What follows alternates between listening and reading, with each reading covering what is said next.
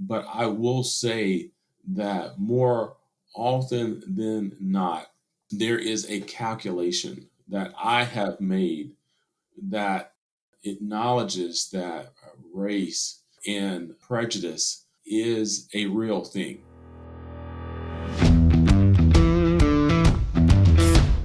Technology is transforming how we think, how we lead, and how we win. From Intervision, this is Status Go, the show helping IT leaders move beyond the status quo, master their craft, and propel their IT vision.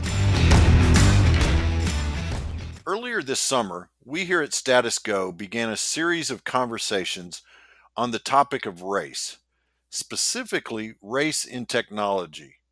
In this series, we are amplifying the voices of our African American colleagues. We seek to learn, we seek to understand, we seek to build diversity, inclusion, and engagement in our organizations.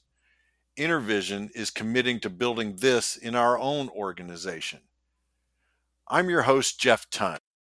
In today's episode, I'm joined by Terry Morris. Terry is the Director of Information and Digital Solutions at Eli Lilly and Company, one of the largest pharmaceutical companies in the world. Terry is also the National President for BDPA, formerly known as the Black Data Processing Association, the premier organization focused on nurturing and developing diverse working professionals and future IT leaders in the science, technology, engineering, and math, and all digital technology fields. Welcome to the show, Terry. Thanks, Jeff. Glad to be here. Terry, before we get into your background and the work of the BDPA, I would really like to jump right in on something.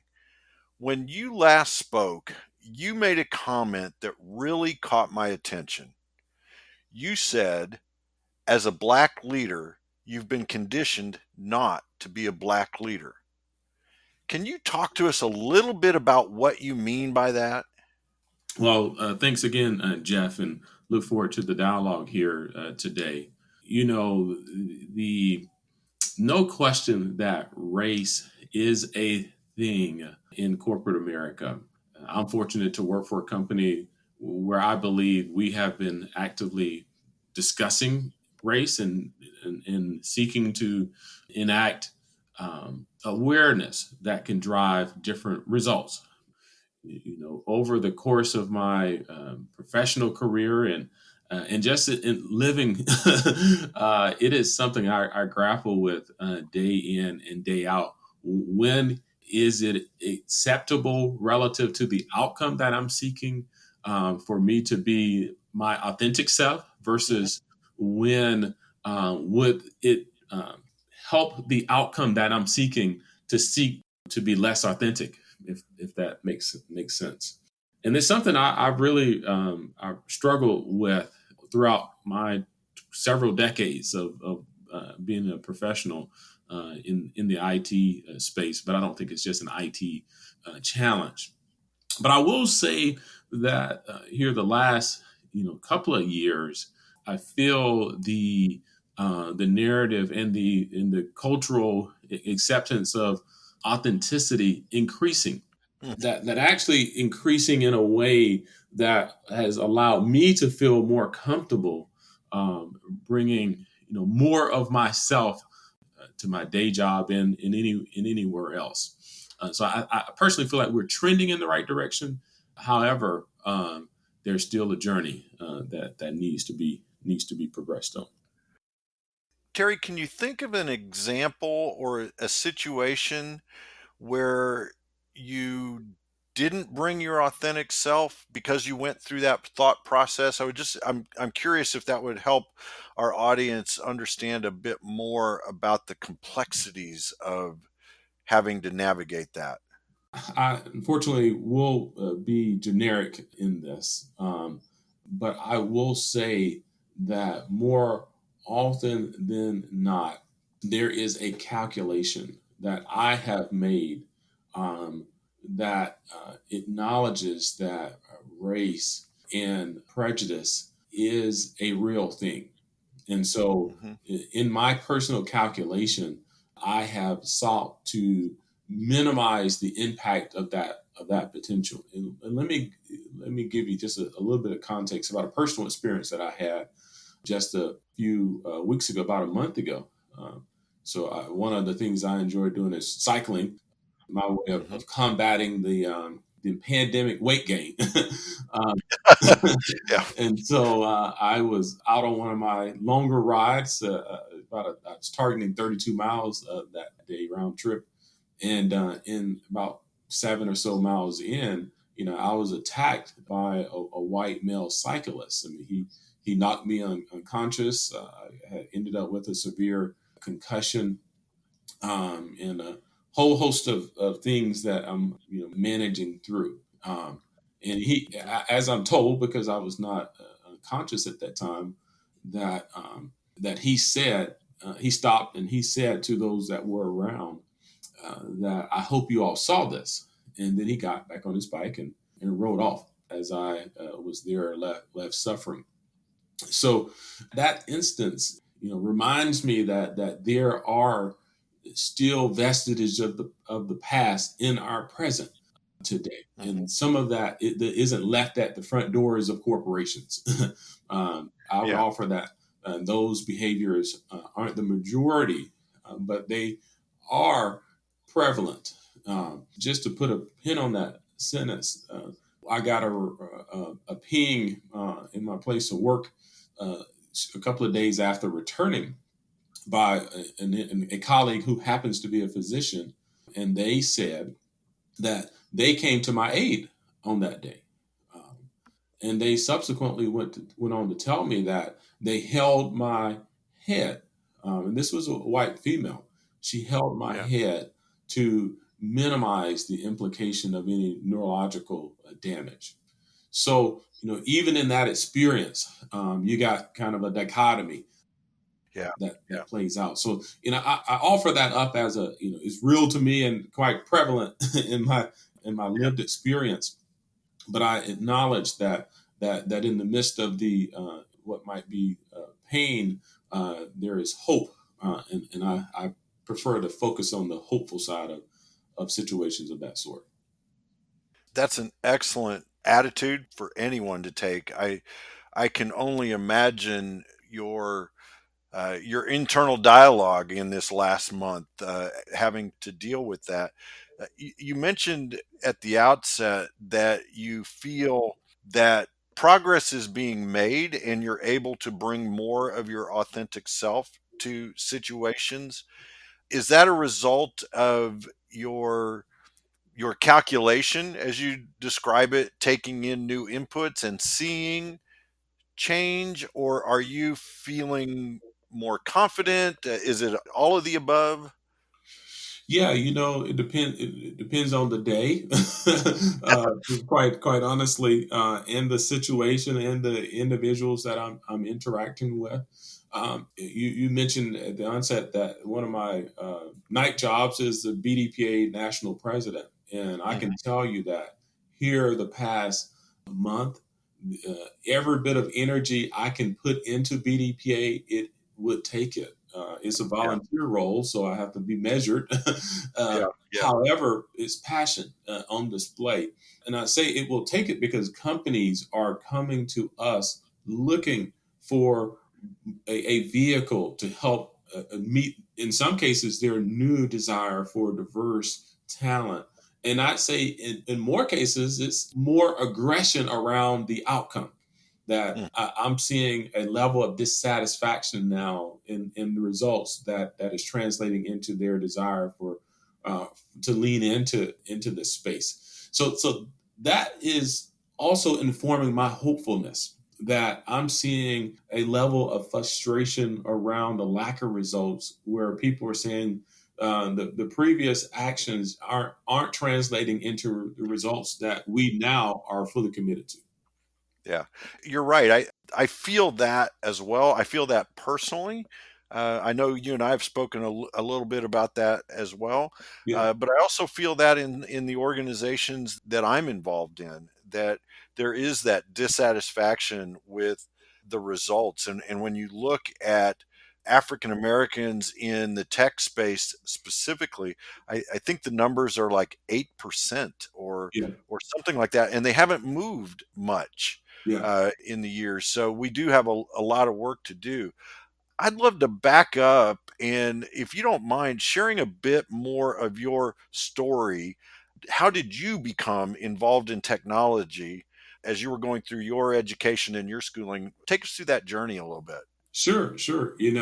Interestingly, so I grew up in a small town in Florida, 7,000 people in the city and 20,000 in the county. So that that gives you context for very rural Florida. And I was working at Little Caesars Pizza in a Kmart down there, which was our mall.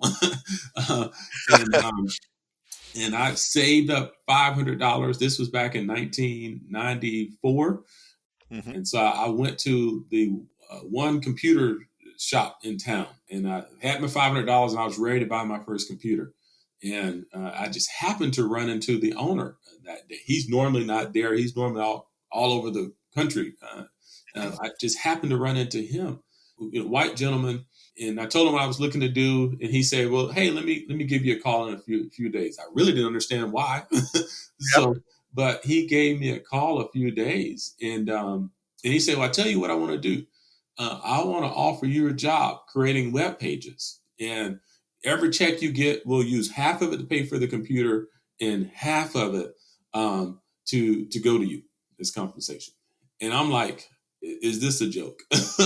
Yeah. uh, because I never met the guy a day in my life, and he didn't know me. But it was something about the interaction that inspired him to give a young guy a chance. Prior to that, engineering is where I would have been headed. I think industrial engineering was my target. But I got a chance to work for that company, creating web pages and ultimately providing support for. They were an ISP for about 10 cities around the country, all out of this little rural town in Perry, Florida. Uh-huh. So that deepened my technical pedigree and shifted me down a technical path. I chose Florida A&M University as my institution for my undergraduate degree. Had a great experience there, interned with IBM and AT&T and T and Federal Express. While in Florida at FAMU, I had an opportunity to run a digital divide initiative by the then governor Jeb Bush had formed in partnership with FAMU. So all of that kind of deepened my resolve for tech, but also how might we seek to close the digital divide and access to tech? And who knew 20 years later that I would have the ability to do both, Yeah. in Yeah. my day job and with the work that I do with BDPA. So I count myself blessed for sure. That is an amazing story, and I think one that our listeners probably will be a little surprised by. That random act of, call it random act of kindness, call it Yeah. he saw something in you that sparked that. So I just think that's a fascinating story. I got to ask a tangential question though. What type of computer were you going to buy? It Just was curious. a 486 DX266. There you go. There you go. I asked because I did a blog series a couple of years ago interviewing a bunch of CIOs on Yeah. their path to CIO. And it was like 90% their first computer was a Commodore 64. Now, You know, given I'm a couple decades older than you are, that probably plays out well. yeah, I made it past the Commodore as the mainstream play. But that shop, they built all custom computers. It was a very unique opportunity for that community and a unique service offering there. So I learned a lot from that experience for sure. That's amazing. So as you've progressed through your career, what are some of the challenges you faced being a black man in a predominantly white industry? What types of things have you run into, Terry?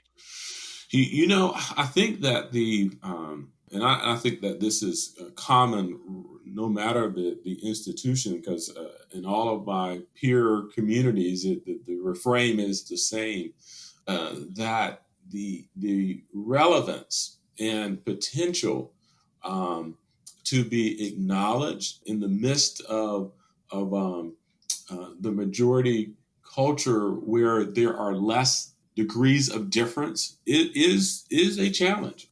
The more different you are, the more effort there is to make that difference not a thing. Hmm.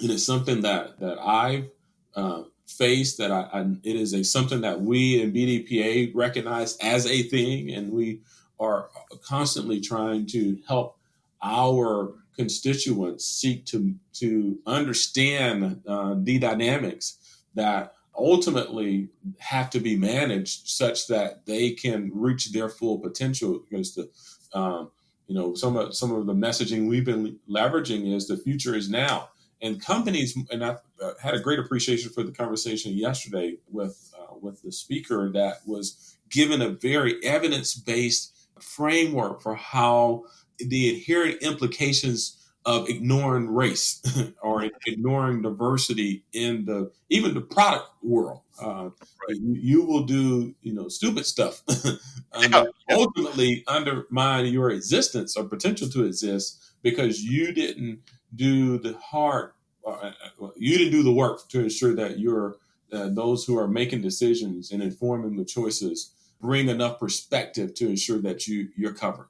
Right. So there's a very clear business case there. So I think that for me, it's about making sure that I can manage my energy that it takes Right. to navigate day to day, room to room, person to person. But it's something that because the outcome is worth it, I'm willing to invest there.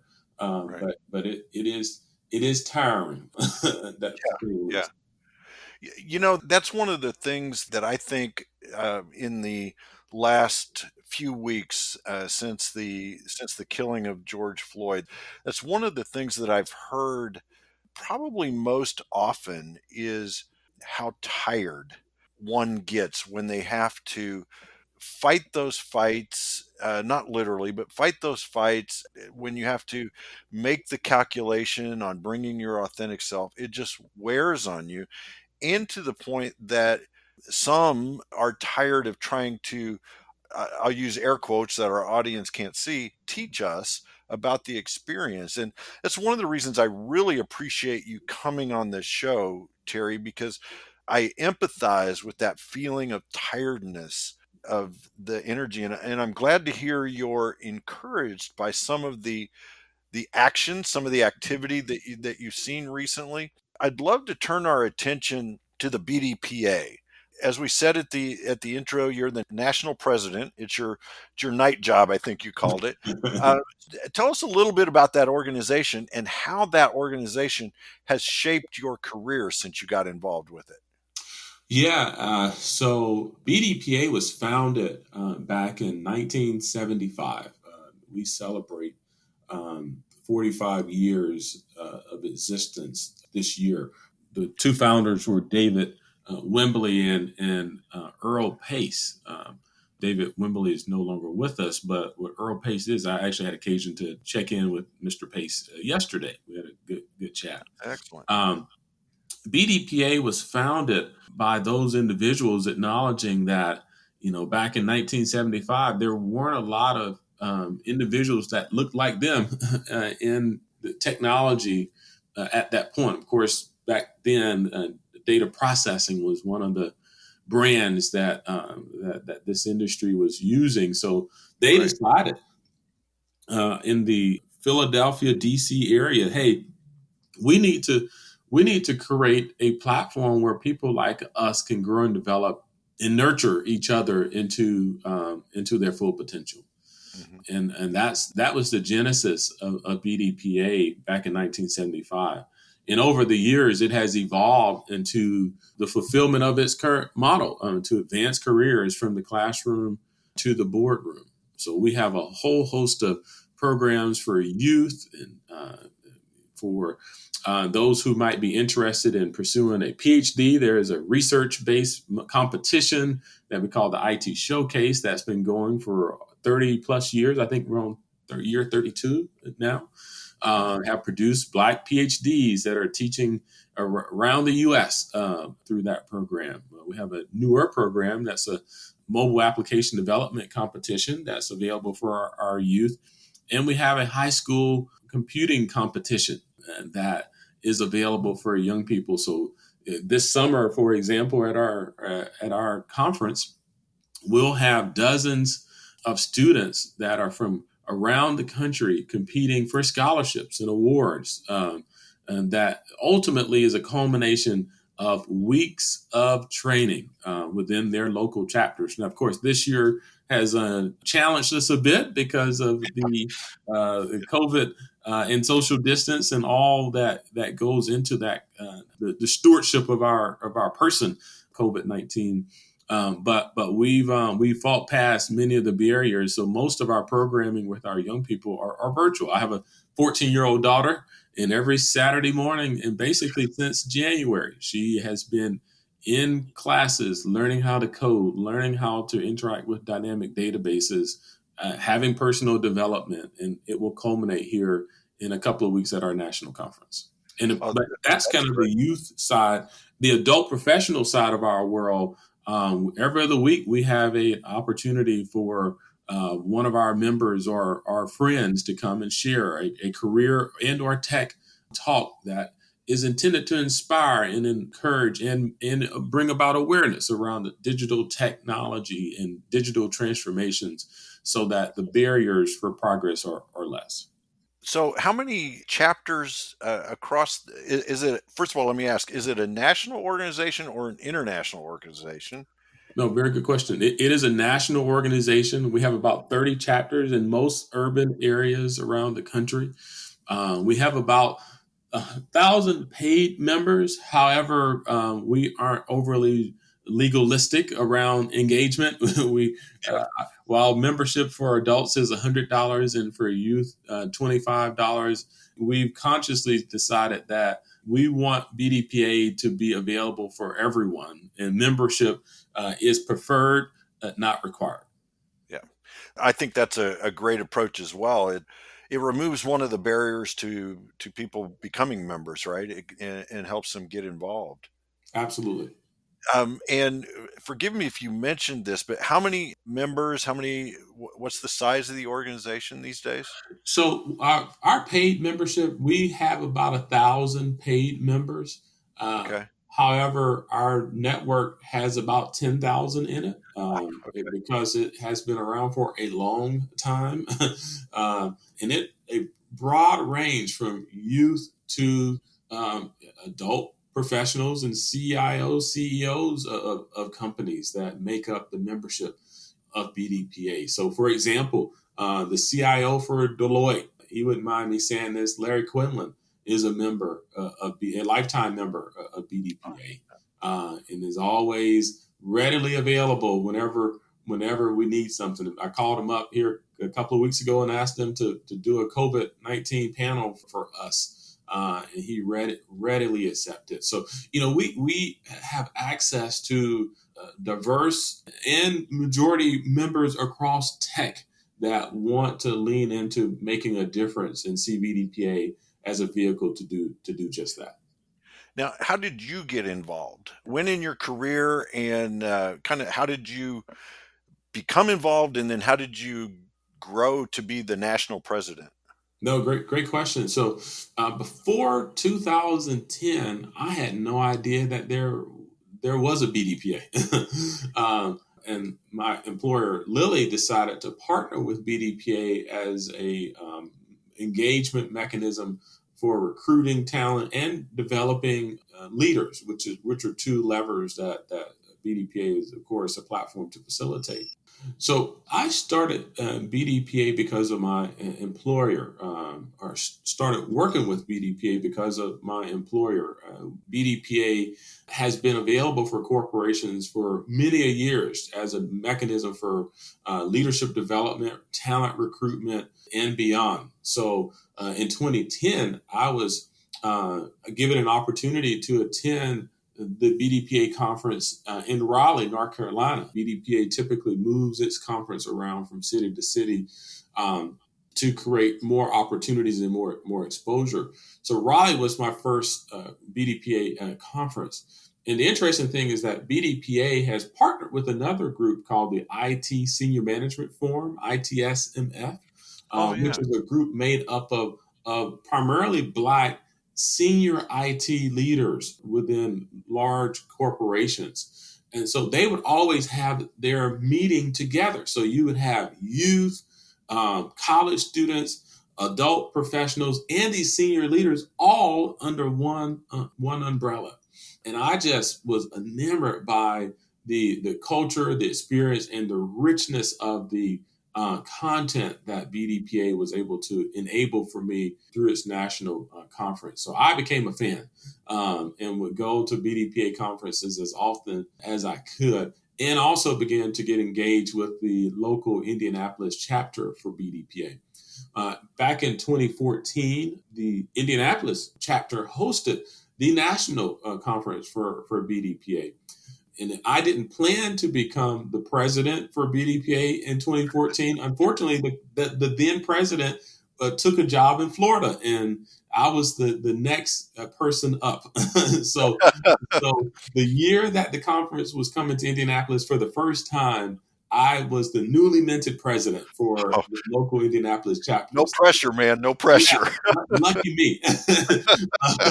So, but it was a great experience to play in the national context with BDP, to understand how the sausage was made, and it served as the Indianapolis chapter for 3 years. And then I saw an opportunity to use some of my experiences and passion at the national level.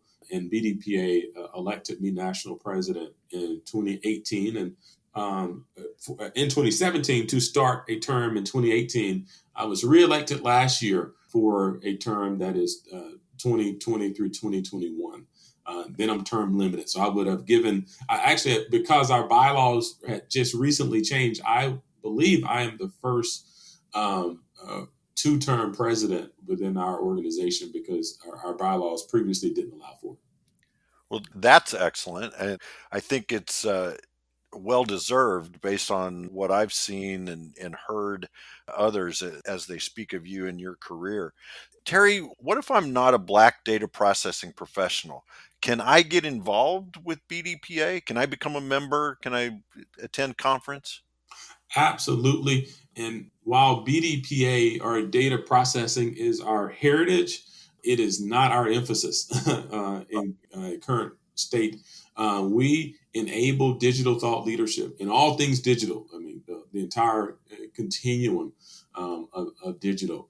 And we, by all means, are not exclusive in terms of participation by any race, creed, or color. We'll have speakers that are from various disciplines. And for example, this year we'll have speakers from academia. The president of Florida A&M will be one of our speakers. We have someone from healthcare who happens to sit as a board member for Best Buy. But we have diversity in the content, but also the experiences. Now we will go tech. There will be rich conversations about automation and analytics, and all the buzz in tech, and opportunities to deepen aware of what's Google and Amazon doing, because they will be there to tell you.